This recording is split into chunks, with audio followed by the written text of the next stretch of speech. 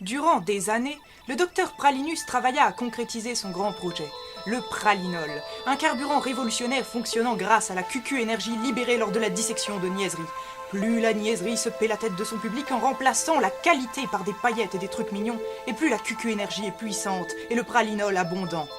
Le docteur mit donc au point un vaisseau fonctionnant à l'aide de cette QQ-énergie, le vaginarium. Mais hélas, sa sœur, la terrible Mérule, avec laquelle le docteur avait jusque-là travaillé main dans la main, décida de s'accaparer le mérite de cette invention et voulut dérober son vaisseau à sa sœur.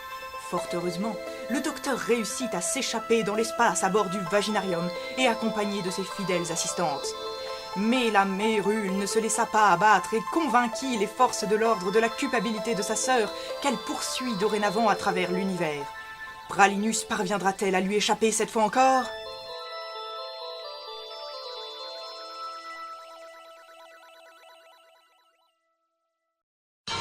Dans l'épisode précédent, horreur! Alors que le vaginarium traversait la constellation hélicoïdale, il a été rattrapé par les Space Cops. Non! Incapable de produire assez de pralinol pour leur échapper, le docteur, de dépit, commit l'erreur à ne pas faire. Elle zappa et tomba sur le programme le plus hypnotique de la télé, les diables de la télé-réalité. Que faire? Le docteur est HS, les Space Cops se rapprochent, et la Mérule non plus, n'est pas loin. Allô, Brigadier Maurice? Oui, c'est encore moi, Mérula. Juste pour vous dire que à la prochaine astéroïde, je pourrais vous faire coucou. Ah oui, voilà. Coucou. Bah dis donc, on n'est vraiment pas très loin de Vaginarium. Ça, c'est juste ma sous-fifre, ma sidekick. Kilo en trop. Bah t'avais dit qu'on était partenaires.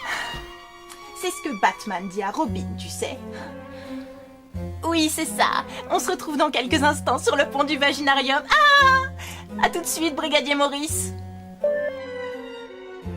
Ah, fais pas la gueule, Kilo.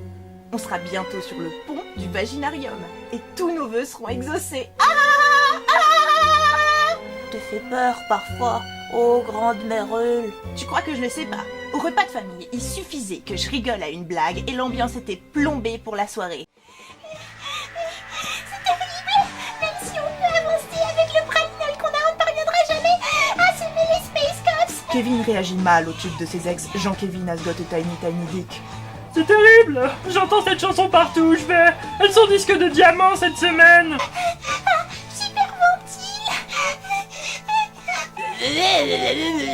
Ça semble évident. Mais non! Ce serait trop violent! C'est comme réveiller un somnambule! Elle risque l'infarctus! Sans compter qu'elle devient violente dès qu'on menace de l'éteindre.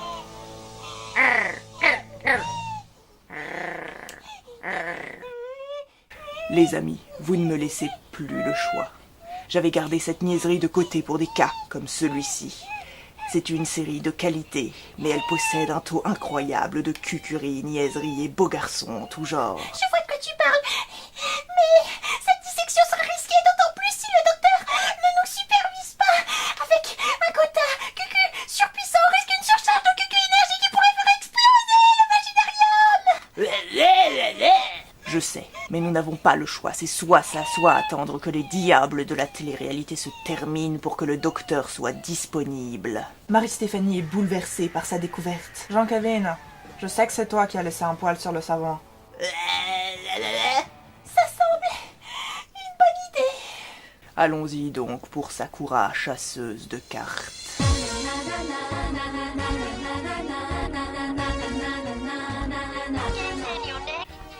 La série appartient au genre du Magical Girl et raconte subséquemment l'histoire d'une petite fille qui découvre des pouvoirs magiques. En l'occurrence, elle peut utiliser un jouet en plastique kitsch, la clé du sceau sacré. Clé du sceau sacré! Pour invoquer des cartes. Sa mission est d'ailleurs de récupérer les dites cartes vu qu'elle les a égarées par erreur. Je commence. Comme ça, ce sera vite fait. Cet animé est beau et soigné. Les designs de Clamp sont très séduisants. Bien sûr, certaines animations sont réutilisées par mesure d'économie, mais honnêtement, c'est vraiment minime. Y a qu'à voir. Sakura change de costume à chaque invocation de carte. Le détail soigné, quoi. Vous voyez souvent ça dans des animés de Magical Girls. Voilà, rien dans le réservoir.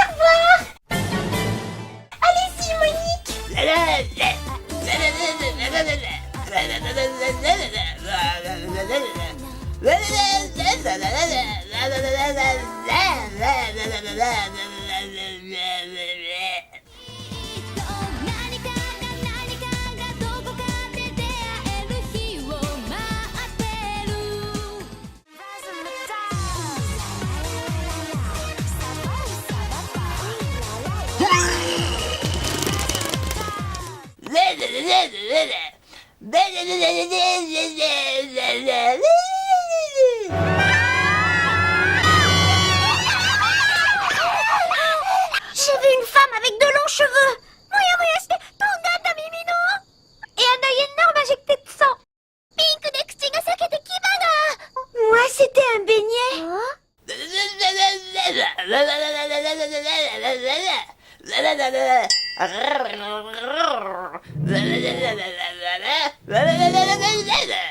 Ohio, Sakura-chan. Tu es drôlement matinal aujourd'hui.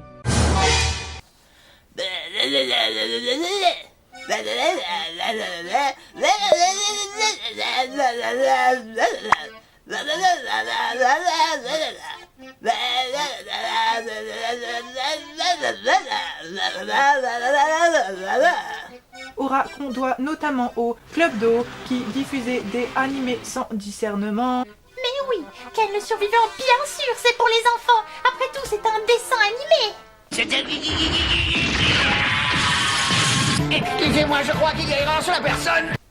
Mais finalement, avec des artistes comme Taniguchi ou Miyazaki, on s'est rendu compte que le manga, c'était pas le diable. Juste une production culturelle japonaise de masse avec ses bons et ses mauvais côtés et qui vise tous les publics. Pour ce qui est des jouets, on peut distinguer le merchandising japonais avec des produits, disons-le franchement, plus chiadés et plus chers, et vu le succès de la série à l'étranger, un gros merchandising issu de boîtes occidentales. Les japonais comme les occidentaux ont produit des jouets spécifiquement pour enfants, mais évidemment au Japon, on a aussi eu des collectors ultra chiadés qui coûtent la peau de mon œil. La peau de ton œil. La paupière. Q0 est un robot. C'est normal que ses notions d'anatomie soient limitées. Ne lui fais pas remarquer, c'est indélicat. J'ai entendu et je suis un cyborg, pas un robot. Toi seul peux me comprendre. Bref, j'ai mis la main sur une poupée Bandai, un Shaolan. Mais il y a aussi eu une série de poupées Giochi Preziosi, firme italienne qui a fait main basse sur la licence. Faut voir que les poupées Giochi Preziosi sont beaucoup moins proches des designs de l'anime si on compare. On ne trouve plus du tout le design de Clamp, pourtant respecté pour les jouets japonais. Sans doute parce que les grands yeux, ça fait trop peur. Surtout avec de la peau dessus. Je t'ai entendu. Je t'ai aussi entendu. Et nous aussi. Et alors? En tout cas, c'est à moi. C'est parti pour le quota QQ subdivisé très scientifiquement en 3 subquotas. Quota fanfreluche, quota mignon, quota beau garçon.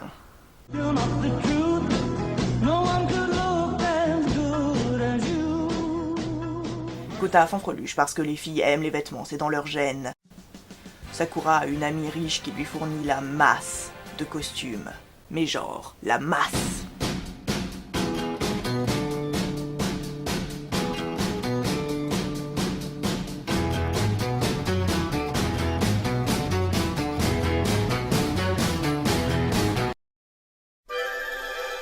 I'm cute.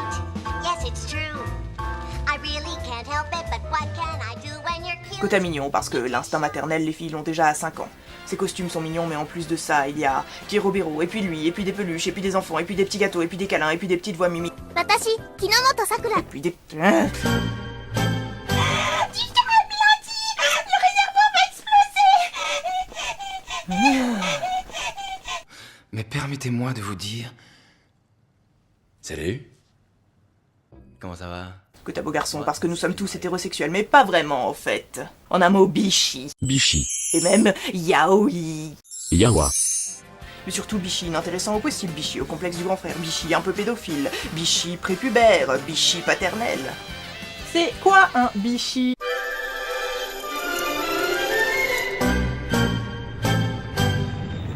Mon Dieu, le vaginarium se met en marche tout seul.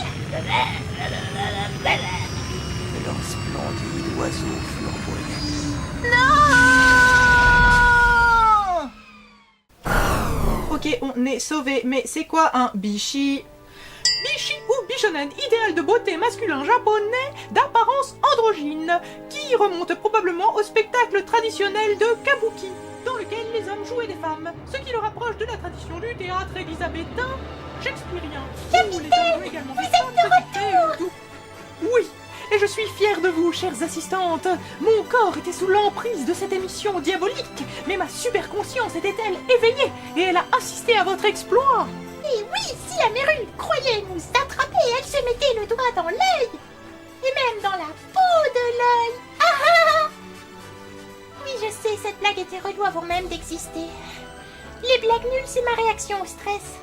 Bref, nous ne manquons plus de pralinol, mais je vais néanmoins conclure cette belle dissection. Card Captor Sakura est un bon animé adapté d'un bon manga. Évidemment, fait classique, la série animée est bien plus longue que le manga papier, 70 épisodes pour 12 tomes. En effet, au Japon, contre toute logique, faire un dessin animé prend moins de temps que de dessiner une BD. Et dans l'attente de la publication du manga, on produisait des épisodes originaux, les fillers, qui forment néanmoins un ensemble assez cohérent, même si parfois un rien répétitif.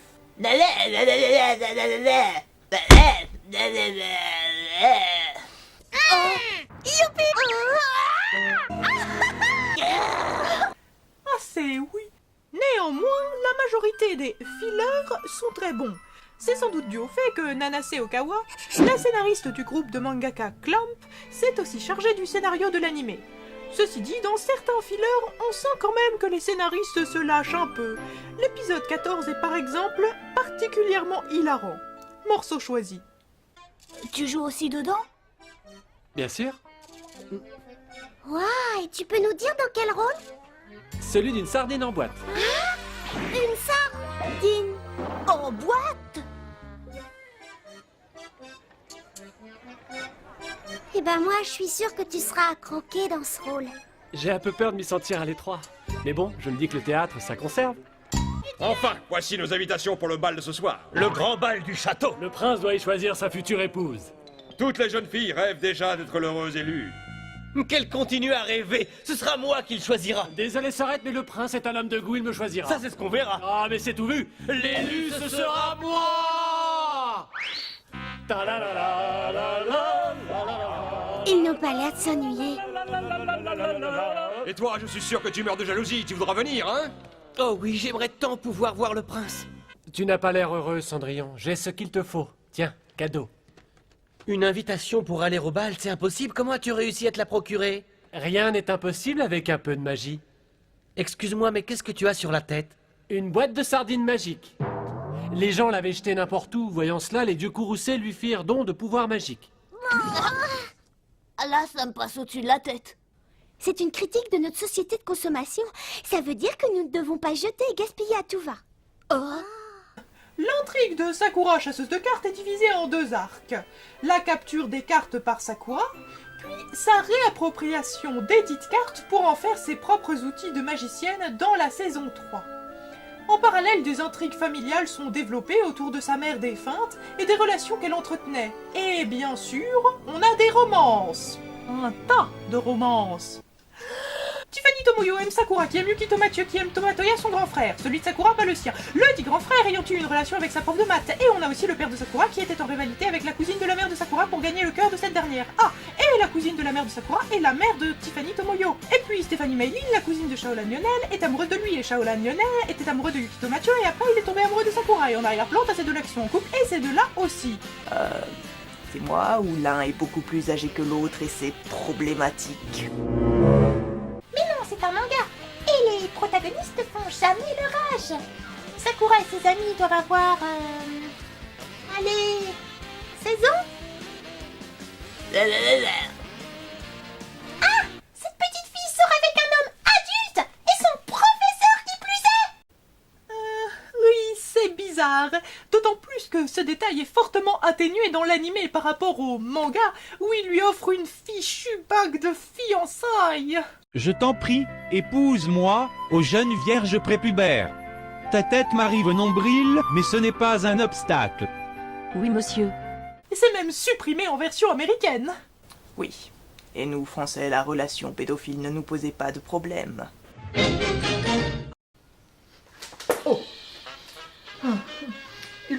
que nous autres Français sommes tellement plus ouverts d'esprit que tous ces pudibondes américains. Livre-moi Polanski alone. Disons qu'on l'a moins censuré qu'en version américaine. Dans l'épisode 9, pour distraire sa camarade possédée par la carte de l'épée, Sakura invoque la carte de l'illusion pour projeter l'image de celui qui hante son cœur en VF et en VO. Carte de l'illusion projette l'image de celui qui hante son cœur. Et de celui dont elle a le plus peur dans la version américaine, où les rougissements du personnage face à son professeur sont transformés en de la crainte. Now, let Rita see what she fears the most. Ce n'est d'ailleurs pas la seule chose qui change en version américaine.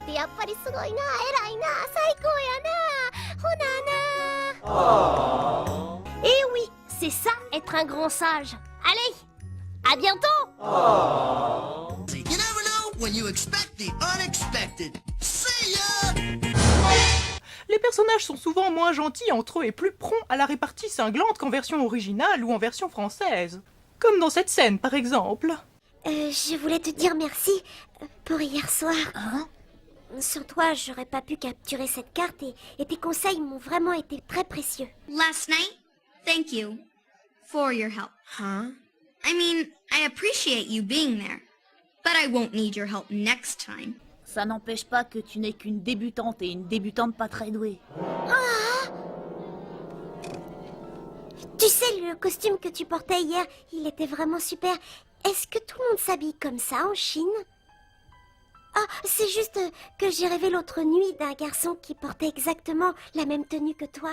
It's like I said, you don't have a clue. You're no card captor. What? Well then, maybe you can tell me why I was chosen to open the Cloud Book if I'm not a card captor. I mean, it's not like I've been studying this my whole life or anything, like some people.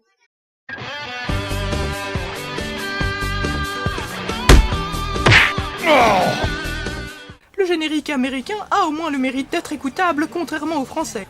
Mais les Américains semblaient moins assumer le protagoniste féminin. Et ils ont donc amputé le titre de la série du prénom de l'héroïne en l'appelant Cardcaptor tout court. N'essayez pas de changer de sujet, cet animé contient de la pédophilie. Disons qu'en version française comme dans l'animé japonais, on peut imaginer une relation à sens unique, un fantasme d'une élève envers son professeur. C'est moins bizarre. Reste que dans le manga papier, leur relation sauce détournement de mineurs est pleinement assumée. Oh, disons que nous ne l'avons. Et on voit aussi ce gamin-là, Eriol, finir avec une femme adulte, la prof dont le frangin de Sakura était amoureux. Mais Eriol est un adulte dans un corps d'enfant. En réalité, Eriol est sans doute aussi âgé que le père de Sakura, si ce n'est plus. Et puis admettons que dans l'univers de Clamp, les relations sont spirituelles avant tout et n'impliquent pas réellement de désir charnel. Il y a pourtant des blagues de cul dans Crossolik, un autre manga de Clamp. Ça se prononce comme ça? Je croyais que ça se disait XXX Olic. Bref, pour revenir au sujet. Il est vrai que cette relation est bizarre d'un point de vue occidental. Différences culturelles, tout ça. Mais ça n'empêche pas de se réjouir de la représentation très libre de l'homosexualité et de la bisexualité, qui n'est absolument pas problématique et d'ailleurs même pas soulignée. Oh, le voilà. Il est presque aussi populaire que ton grand frère. Normal, tu as vu comme il est mignon?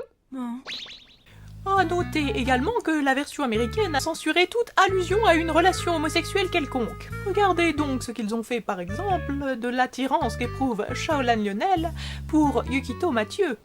Je voulais te remercier de nous avoir aidés quand Sonia s'est évanouie. C'était vraiment très gentil. Tiens, c'est pour toi. Vraiment? Merci beaucoup. Des chocolats. Toi, tu connais mes points faibles. Ils ont l'air délicieux. Mais tu n'étais pas obligé, tu sais. Oh. Hé! C'est pour toi. Des boules de chocolat?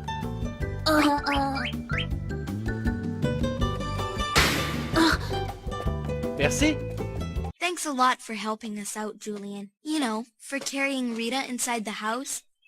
Here. What? But I'm the one who... You know, you didn't have to, We were lucky you came by.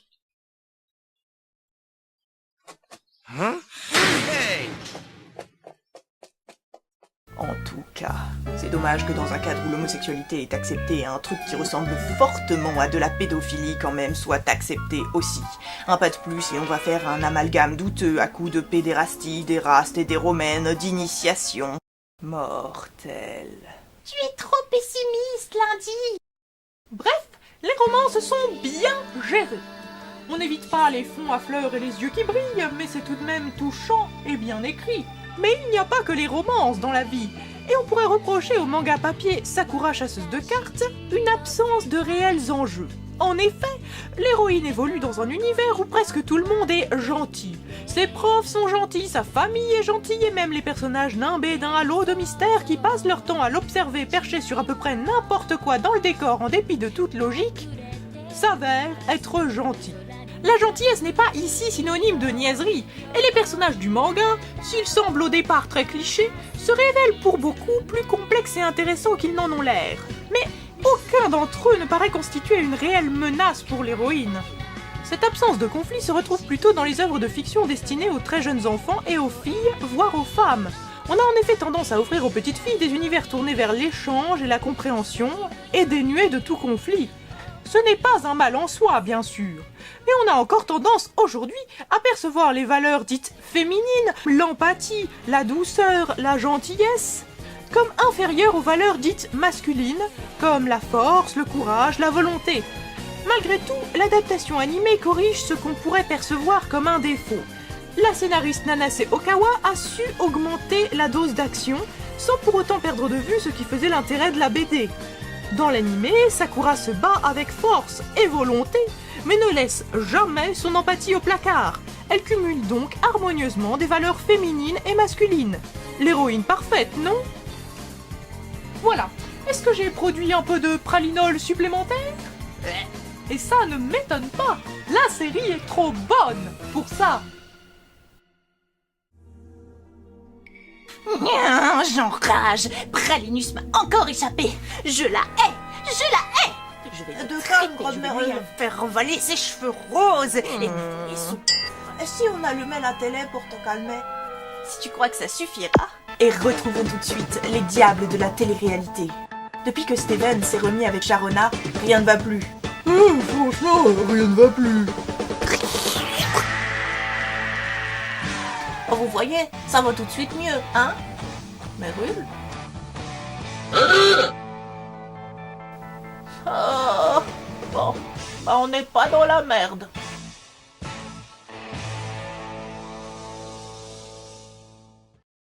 Vent, pluie, ombre, bois, épée, tonnerre, pouvoir endormi, chasseur de cartes de Clos. Attendez l'inattendu maintenant. Tous les secrets de Clos demeuraient un mystère. Mais quand ce puissant livre fut ouvert, les pouvoirs se libérèrent. Chasseur de cartes, une aventure mystique. Chasseur de cartes, la quête de tous les temps. Chaque carte possède son propre pouvoir. Nous devons les trouver pour ramener le pouvoir.